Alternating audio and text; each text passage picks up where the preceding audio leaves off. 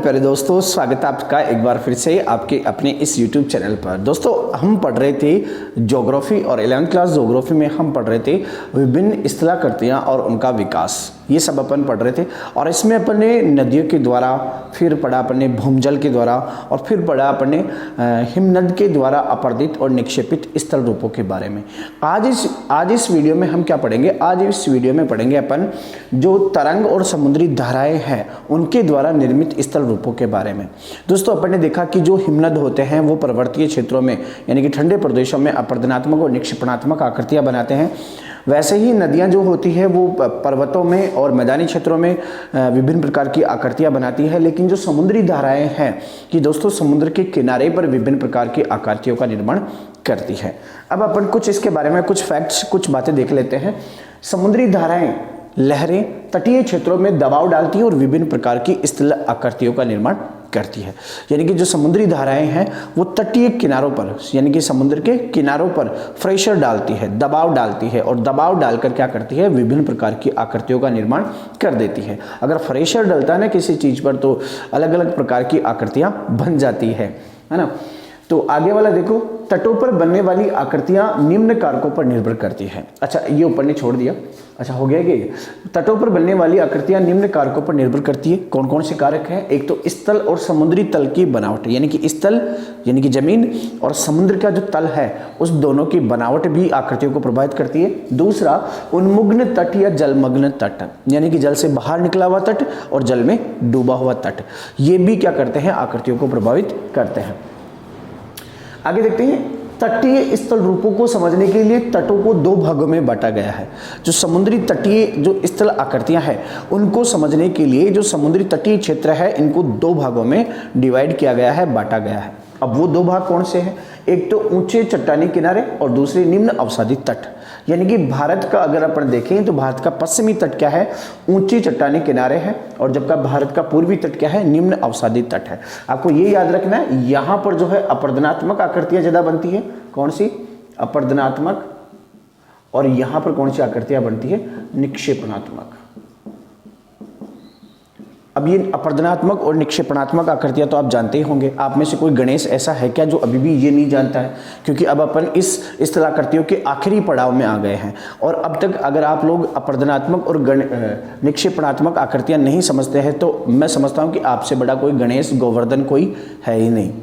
अच्छा देखो, मैंने कितने अच्छे नाम लिए हैं, गोवर्धन और गणेश, देवताओं के नाम लिए हैं। तो देवता रूपी हो अगर आपको ये समझ में नहीं आए तो, और फिर अब तक ये अपरदन और निक्षेपण नहीं समझ में आए तो ब्रह्मा जी भी उतर जाए ना तो भी फिर भाई आपको नहीं समझा सकते, है ना। तो पश्चिमी तट पर कैसी, भारत के पश्चिमी तट पर कौन सी आकृतियां बनती है? अपरदनात्मक। और पूर्वी तट पर बनती है निक्षेपणात्मक। ऐसा क्यों होता है कि जो पश्चिमी तट है भारत का वो ऊंचा चट्टानी क्षेत्र है, यानी कि किनारे जो है समुद्र के जो किनारे हैं वो डायरेक्ट एक पहाड़ी भाग से हैं। अगर अपन देखें तो जैसे ये कोई आपका जल यहाँ पर है, समुद्री जल है और यहाँ पर जो है वो कुछ इस प्रकार की आकृति है, कुछ इस प्रकार का उठा हुआ क्षेत्र है, ये धरातल है। तो अचानक से जो उठा हुआ क्षेत्र है यानी कि इसका पूरा का पूरा तट किसे कहते हैं दोस्तों? तट कहेंगे जो स्थल और जल की जोड़ की जो संधि होती है। पूरा का पूरा तट किस में डूबा हुआ है? जल में डूबा हुआ है, जलमग्न तट है। दूसरा एक अवसादी होता है तट, जिसमें इस तरीके से क्या होता है? कम ढलान वाला होता है। तो इसका ये भाग जो होता है जल उग्न होता है, यानी कि जल से बाहर निकला हुआ और जल में डूबा हुआ। अगर जल में डूबा हुआ तो भी उथला है, यानी कि गहराई में जल में डूबा हुआ नहीं है। जबकि खड़ा हुआ जो भाग होता है वो जल में डूबा हुआ तट होता है। तट क्या होता है? जहाँ पे सागर और स्थल का मिलन होता है वो तट होता है ना।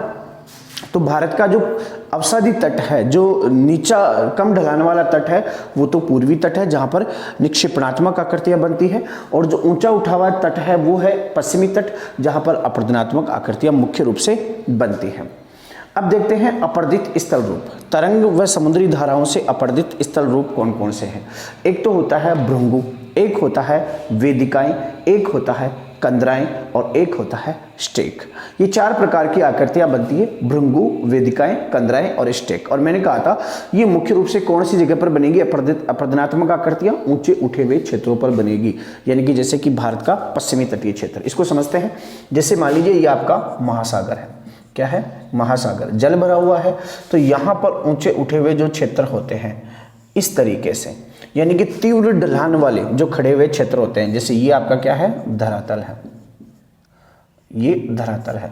तो ये जो उठे हुए क्षेत्र होते हैं, एक दीवार के समान खड़े उठे ऊंचे उठे हुए क्षेत्र होते हैं, इन्हीं को कहते हैं दोस्तों भृंगु। क्या कहते हैं, भृंगु या क्लिप। दीवार के समान तीव्र ढलान वाले है ना, ऊंचे उठे हुए क्षेत्र है ना, जिसे क्या कहते हैं, क्लिप या भृंगु कहते हैं। इस भृंगु का जो मलबा टूटकर, दोस्तों ये आकृति कैसे बनी होगी, ये आकृति कुछ ऐसे होगी। समुद्री धाराओं ने यहाँ पर बार बार प्रहार किया और इस क्षेत्र को तोड़कर क्या कर दिया, बिल्कुल इसको ऐसे सीधा कर दिया, तोड़ते तोड़ते इसको क्या कर दिया, सीधा कर दिया। तो इस प्रकार की आकृति होगी। तो ये जो टूटा हुआ मलबा है ये क्या हो गया, यहाँ पर जमा हो गया। तो यहाँ पर जमा होने से एक चबूतरे का निर्माण हो गया यहाँ पर, है ना, यानी कि जो क्लिप है, इस क्लिप का, भृंगु का टूटा हुआ मलबा जो है वो यहाँ पर इसके तलहटी में, भृंगु के तलहटी में जमा हो गया। तो एक चबूतरे का निर्माण हो गया, जिसे हम क्या कहते हैं, वेदिकाएं। क्या कहते हैं, वेदिकाएं। क्लियर है, वेदिकाएं समझ में आ गया, भृंगु समझ में आ गया।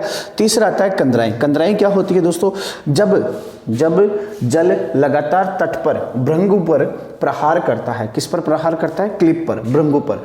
ये आपका धरातल, ये आपका भृंगु, है ना। तो इसमें क्या करता है, जब जल लगातार प्रहार करता है, ये क्या है, इधर जल है। तो जल में जब समुद्री धाराएं आती हैं और इस तरीके से लगातार क्या करेगी, प्रहार करेगी। तो प्रहार करेगी तो इधर वाले मलबे को ये काटती हुई ले जाएगी, इस तरीके से काटती हुई ले जाएगी और एक अंदर क्या कर देगी, गुफा का निर्माण कर देगी। ऐसे गुफा का निर्माण हो जाएगा। तो इस तरीके से एक गुफा का निर्माण होगा। तो जब गुफा का निर्माण हो जाएगा तो उसे हम क्या कह देंगे, कंदराएं कह देंगे। तो ये आकृति क्या बन जाएगी, आपकी कंदराएं। समझ रहे हो कि यहाँ तक समझ में आ गया क्या। जब समुद्री धाराएं इस पर क्लिप पर आक्रमण करती है, प्रहार करती है, तो क्लिप का हिस्सा तोड़कर बाहर ले आती है और बार बार मारकर उसे क्या कर देते हैं। जैसे आपने देखा होगा एक कुत्ते को, वो क्या करता है, जमीन में खोता रहता है, वैसे पानी क्या करता है, उस दीवार में खोता रहता है। तो एक गुफा का निर्माण हो जाता है, इस तरीके की आकृति का निर्माण हो जाता है, जिसे कंदराएं कहते हैं। अब आगे वाला आता है स्टेक। स्टेक क्या होता है दोस्तों, स्टेक होता है समुद्र में एक ऐसी खड़ी हुई आकृति हो, जैसे मान लो कि ऐसे समुद्र के किनारे से थोड़ा सा समुद्र के अंदर एक खंबा कोई खड़ा करके आ गया हो, इस प्रकार की आकृति हो, तो उसे क्या कहेंगे, स्टेक कहेंगे। जैसे यहाँ पर, जैसे मान लीजिए यहाँ पर कोई खंबा इस तरीके से खड़ा है समुद्र में, तो उसे क्या कहेंगे, स्टेक कहेंगे। अब क्वेश्चन ये आ रहा होगा कि सर इस प्रकार की आकृति का निर्माण कैसे हुआ। तो इस प्रकार की आकृति का निर्माण देखो कैसे हो सकता है। जैसे मान लीजिए कोई खाड़ी है, खाड़ी क्या होती है, इस प्रकार का क्षेत्र जो तीन ओर से जल से घिरा हुआ होता है ना, तीन ओर से धरातल से घिरा हुआ होता है। तो तीन ओर से धरातल से घिरा हुआ समुद्री क्षेत्र क्या कहलाता है, खाड़ी कहलाता है। और तीन ओर से जल से घिरा हुआ क्षेत्र, धरातलीय क्षेत्र क्या कहलाता है, प्रायद्वीप कहलाता है। तो जैसे मान लीजिए यहाँ पर क्या होगा, समुद्री प्रहार किया गया होगा, तो यहाँ पे स्टेक बना हो, ये क्लिप बना होगा, भृंगु बना होगा, फिर यहाँ पर क्या बनी होगी, आपकी कंदराएं बनी होगी। और कंदराएं बनते बनते अब इधर क्या था, ऐसे इस तरीके से था ना, तो यहाँ पे पहले से जल था, तो ये बनाते बनाते इसको इसने ऐसे तोड़ दिया होगा, तो आर पार क्या होगी, एक सुरंग बन गई होगी। और सुरंग बनने के बाद में इसकी जो छत है वो भी ढह गई होगी। तो बताओ फिर जल कैसे भर जाएगा, इसमें जल भर जाएगा कुछ इस तरीके से, यानी कि इस पूरे के पूरे धरातलीय क्षेत्र में क्या आ जाएगा, जल आ जाएगा। लेकिन ये यहाँ पर जो आकृति बची हुई है वो एजिटेज ऐसी की ऐसी खड़ी रहेगी। तो ऐसे कह सकते हैं कि समुद्र में किनारे से दूर एक स्तंभ नुमा जो आकृति दिखाई देती है उसे हम स्टेक कहते हैं। तो ये है समुद्री धाराओं या तरंगों के द्वारा अपरदनात्मक कुछ आकृतियां, जो है भृंगु, वेदिकाएं, कंदराएं और स्टेक। ये चार प्रकार की आकृतियां आई होप आपको समझ में आ गई होगी। नहीं आई तो दोबारा से देखो, फिर भी नहीं आई तो अपने बाएं गाल पर एक चांटा लगाओ, फिर दोबारा से देखो, फिर नहीं आती तो फिर दो चांटे लगाओ, फिर दोबारा से देखो। तो कन्फर्म है आपको समझ में आ जाएगी, क्योंकि नींद उड़ेगी ना तब समझ में आएगी, और जब तक नींद आती रहेगी तब तक समझ में आएगा नहीं। चलो आगे चलते हैं अब निक्षेपणात्मक आकृतियों में, यानी कि समुद्री तरंगों के द्वारा निक्षेपणात्मक। हाँ तो प्यारे बच्चों, अब अपन देखते हैं कि समुद्री तरंग या जो समुद्री धाराएं हैं उनके द्वारा निक्षेपित किए गए स्थल रूप कौन कौन से हैं, है ना। तो समुद्री धाराओं के द्वारा निक्षेपित स्थल रूप एक तो है, देखो दोस्तों, टिब्बे जानते होंगे, दूंस, दूसरे हैं पुलिन, बीच, तीसरे रोदिका, रोद, स्पीट, लेंगुन झीलें और तटीय मैदान। एक एक को समझते हैं। पहले आते हैं टिबे। देखो ये क्या है आपका, जैसे मान लीजिए ये कोई तटीय क्षेत्र है, इधर क्या है, समुद्र है ना। तो नदियाँ क्या होती है, इधर से बहकर धरातल से इधर की ओर आती है। तो यहाँ पे क्या कर देती है, वो अवसाद जमा करती है। अवसाद यानी कि मिट्टी कण के जो छोटे बालू रेत के कण होते हैं उसको जमा कर देती है। तो एक टीले जैसी, बालू रेत के टीले जैसी आकृति बन जाती है ना, जहाँ पे नदियों के द्वारा डिपॉजिट किया जाएगा महीन कण गाद, है ना, बालू का या चूना जिसे अपन कह सकते हैं। तो जो महीन गाद जहाँ पे जमा हो रहा है उसको अपन क्या कह देंगे, टिबे, क्योंकि यहाँ पर रेत के छोटे छोटे कणों की डून्स बन गए हैं, ऊंची ऊंची आकृतियां बन गई है, जिसे अपन क्या कह देते हैं, टिबे। दूसरे होते हैं पुलिन। इसके आगे वाला जो हिस्सा होता है जो कुछ पानी में डूबा हुआ होता है, और मतलब इधर क्या होगा, इस वाली तरफ तो ऊपर उठा हुआ क्षेत्र होगा, लेकिन जैसे जैसे आगे की ओर जाएंगे तो ये इसकी ऊंचाई जो होती जाएगी कम होती जाएगी। तो इसमें से कुछ भाग तो पानी में डूबा हुआ रहेगा और कुछ ऐसे ऊपर उठा हुआ रहेगा। मतलब कुल मिला के तटीय क्षेत्र में कुछ वो ड्रमलिन था ना, इस प्रकार की आकृति बनेगी। और यहाँ पर क्या होगा, आपका समुद्री जल भरा हुआ होगा। तो ये तो क्या हो जाएगा, टिबे, और ये क्या हो जाएगा, यहाँ वाला पुलिन। पुलिन जानते होंगे आप लोग, बीच देखा होगा आपने टीवी में, महिलाएं जो है वहाँ पर स्नान करती रहती है। बहुत सारी विदेशी पर्यटक जो है बीचेज पर आकर आनंद की प्राप्ति या परम आनंद की प्राप्ति करते हैं। तो आपने टीवी में देखा होगा बीचेज या पुलिन, है ना। तो वही क्या होते हैं, बीच या पुलिन जिसे अपन कहते हैं। और बहुत सारे गाने भी इस पे बने हुए हैं, जैसे कि गोवा वाले बीच पे बेबी फोटो खींच के ठंडी ठंडी बियर पियेंगे, ऐसे कुछ गाने भी हैं। तो बीच क्या होते हैं, तटीय क्षेत्रों पर बनने वाली कुछ स्थल की आकृतियां होती है जो कुछ समुद्र में डूबी हुई होती है और कुछ समुद्र से बाहर होती है। और उनसे पीछे वाला जो हिस्सा जो ऊपर उठा हुआ होता है उसे दून्स यानी कि टिबे कहते हैं। फिर आगे आता है रोदिका। रोदिका क्या होती है दोस्तों, जैसे कि समुद्री तटीय क्षेत्र है आपका, है ना, और इस समुद्र में जहाँ पे जल भरा हुआ है, यहाँ पे आपका धरातल है इधर। तो जब जल, समुद्री धाराएं जब इसमें प्रहार करती है तो क्या करती है, इसके हिस्से को तोड़कर बहाकर अपने साथ वापस लाती है। जल क्या करेगा, आप अगर किनारे पर बैठ जाओगे तो समुद्र की धारा अगर तरंग आ रही है तो क्या करेगी, वो पहले तो आपको धरातल की ओर धकेलेगी, लेकिन जैसे ही वो पीछे जाएगी, वापस हटेगी, तो अपने साथ बहाकर भी ले जाएगी, वापस समुद्र की ओर ले जाएगी। तो जब पानी वापस इधर टक्कर मार के वापस आएगा तो इन अवसादों को वापस इधर की ओर लाएगा और फिर यहाँ पर लाकर क्या कर देगा, ऐसे जमा कर देगा, एक कटक के रूप में ऐसे जमा कर देगा। बैरियर देखे होंगे ना आपने, ब्रेकर देखे होंगे, ब्रेकर, बैरियर, जो कुछ इस प्रकार की आकृति के बने हुए होते हैं। तो जब पानी वापस आता है तो इन सेडिमेंट्स को कुछ ऐसे जमा कर देता है ना।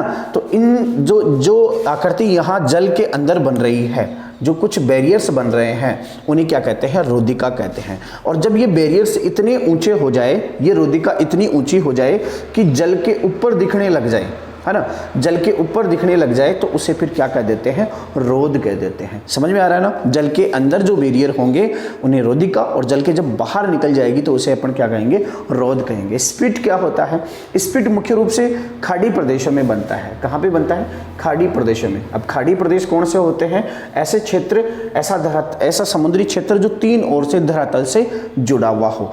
अब देखो क्या होता है, जैसे मान लीजिए ये कोई ऐसी आकृति थी, है ना, इस प्रकार की कोई आकृति थी। तो यहाँ पे क्या हुआ है, जो समुद्री जो जल है उसने यहाँ पे टक्कर मार मार के क्या बना दी, एक कंदरा बना दी, गुफा बना दी। फिर यहाँ का जो हिस्सा था, जो तोड़कर जो लेके आ रही थी अवसाद, उनको यहाँ पे जमा कर रही थी। तो यहाँ पे जमा करने की वजह से पहले तो क्या बना, इसका रोदिका बनी। फिर जब वो और भी ज़्यादा ऊंचे हो गए, जब पानी से ऊपर दिखने लग गए, तो फिर क्या बन गए, रोद बन गए। क्या बन गए, रोद। और फिर जब ये रोद धीरे धीरे इस स्थल से जुड़ जाता है, जैसे कि इस स्थल से जुड़ गया ये, है ना, ऐसे कुछ स्थल था तो इससे ये रोद जुड़ गया। तो अब जो है इसका मुंह है, यानी कि पानी आने और जाने का सिर्फ जगह कितनी सी रही है, इतनी, और ये भी धीरे धीरे क्या होता है, आगे की ओर बढ़ता है। तो इस तरीके की जब आकृति बन जाती है जिसका एक किनारा, यानी कि रोद है लेकिन रोद का एक किनारा धरातल से जुड़ जाए, ये क्या है, धरातल। समझ में आ रहा ना लाडलो। तो इधर वाला धरातल है, इधर वाला समुद्र है। पहले रोदिका बनी, फिर रोदिका के बाद में जब रोदिका बाहर दिखने लगी तो उसे रोद कह दिया। और फिर रोद का जब एक हिस्सा एक किनारा जब धरातल से जुड़ गया तो उसे हमने क्या कह दिया, स्पिट कह दिया। अब समझो, स्पिट होने के बाद में जब ये धीरे धीरे दूसरा किनारा भी यहाँ पर अगर जमा हो जाता है या बहुत कम जगह रहती है तो एक झील बन जाती है। देखो ये झील बन रही है ना, यहाँ पे पानी भरा हुआ रहेगा। अब बताओ पानी यहाँ पे मीठा रहेगा कि खारा? खारा रहेगा दोस्तों, क्योंकि समुद्र का पानी तो भरा हुआ है यहाँ पर। तो यहाँ पे एक झील बन जाएगी और इस झील को अपन क्या कह देंगे, लेंगुन झील। कौन सी झील कह देंगे, लेंगुन झील। फ्योर्ड झील कहाँ बनती है, ठंडे प्रदेशों में बनती है। फ्योर्ड झील यानी कि जब जो हिमनद घाटी है वो गहरी हो जाती है और उसमें समुद्री जल भर जाता है तो वहाँ पर फ्योर्ड झील बनती है। लेकिन ऐसे क्षेत्र में जहाँ पे पहले स्पिट बन रहा है, पहले तो रोदिका बनी थी, फिर रोद बना था, फिर स्टिप बना था, स्टिप के बाद में फिर वहाँ पर झील बनी थी, जिस झील को हमने क्या कहा, लेंगुन झील कहा। अब आगे चल के क्या होता है, जब ये लेंगुन झील है, यहाँ से नदियाँ आ रही है और इसमें गिर रही है, तो नदियाँ आके गिर रही है तो इसमें क्या जमा कर रही है, डिपॉजिट जमा कर रही है, यानी कि इसमें अवसाद जमा कर रही है। इसमें अपने साथ में बहाकर लाए गए कंकड़, पत्थर, मिट्टी, गाद, ये सब जमा कर रही है। अब धीरे धीरे ये जमा करेगी तो इसमें क्या बन जाएगी, दलदल वाला क्षेत्र बन जाएगा ना। तो यहाँ पर दलदल बनेगा, लेंगुन झील के बाद में क्या बन जाएगा, दलदल बन जाएगा। और दलदल बनने के बाद में जब ये पूरी तरीके से सेडिमेंट से भर जाएगा ये क्षेत्र, यानी कि अवसादों से पूरी तरीके से भर जाएगा, तो यहाँ पर एक मैदान बन जाएगा दोस्तों, और उस मैदान को कहेंगे हम तटीय मैदान। समझ में आ गया? लेंगुन झील, स्पिट, लेंगुन झील और तटीय मैदान। सबसे पहले क्या बने, टिब्बे पुलिन, ये दोनों थोड़े से अलग है ना। इसको यहां से समझो, रोदिका, रोद, स्पिट, लेंगुन झील, तटीय मैदान। अगर इसको मैं यहां से जोड़ू ना कि भृंगु के बाद में रोदिका बनी, तो क्लियर हो सकता है ना। जैसे ये आपका समुद्री तटीय क्षेत्र और ये आपका क्या, धरातलीय क्षेत्र, और ये क्या बन गया आपका, भृंगु खड़ा हुआ क्षेत्र बन गया। अब यहाँ पर इसने क्या किया, लगातार अपर्दन का कार्य किया, तो क्या बन गई, एक कंदरा बन गई ये कंदरा, यानी कि एक गुफा बन गई। दूसरी स्टेप हो गई, गुफा बनने के बाद में जब बताओ, मैंने कहा ना कि पानी इधर टक्कर मारेगा, इधर से तोड़ेगा, यहाँ लाके छोड़ेगा, ऐसे होगा ना। तो पानी यहाँ से टक्कर मार रहा है, यहाँ से तोड़ रहा है, यहाँ लाके छोड़ रहा है, तो यहाँ पे क्या बन रहे हैं, बैरियर्स बन रहे हैं। ऐसे कुछ ऊंची उठी हुई आकृतियां बन रही है ब्रेकर की तरह, जिनको अपन ने क्या कह दिया, फिर रोदिका। फिर ये जब रोदिका जब पानी से बाहर निकल जाती है, यानी कि इनकी आकृति ज़्यादा बड़ी हो जाती है, तो फिर क्या बन गए, रोद बन गए। और फिर रोद धीरे धीरे अगर इधर टच हो जाए, इस धरातल से जुड़ जाए, तो क्या बन गए बताओ, स्पिट बन गए। फिर स्पिट बनने के बाद में यहाँ पर ये जो झील बनी, ये कौन सी बनी, लेंगुन झील। फिर लेंगुन झील में नदियाँ धरातल से, इधर धरातल है ना, धरातल से आके यहाँ पे सेडिमेंट्स डिपॉजिट किया इसने, क्या अवसाद जमा किए, गाद जमा की, और जैसे ही गाद जमा की तो क्या बना, दलदल बन गया। क्या बन गया, दलदल बन गया। और दलदल बनने के बाद में फिर जो बाद में अगर ये पूरी तरह भर जाता है सेडिमेंट से, तो फिर क्या, किसका निर्माण हो जाता है, तटीय मैदान का निर्माण हो जाता है। तो प्यारे बच्चों, ये थी अपनी आज की क्लास, जिसमें अपन ने पढ़ा था समुद्री धाराओं और तरंगों के द्वारा निर्मित अपरदित व स्थलाकृतियाँ। दोस्तों, आई होप आपको ये पूरी तरीके से समझ में आ गया है, और अगर समझ में आया है तो प्लीज़ यार इसे शेयर भी कर दो, लाइक भी कर दो, कमेंट भी करके बता दो, और अपनी सहपाठियों को भी इसे बताओ पढ़ने के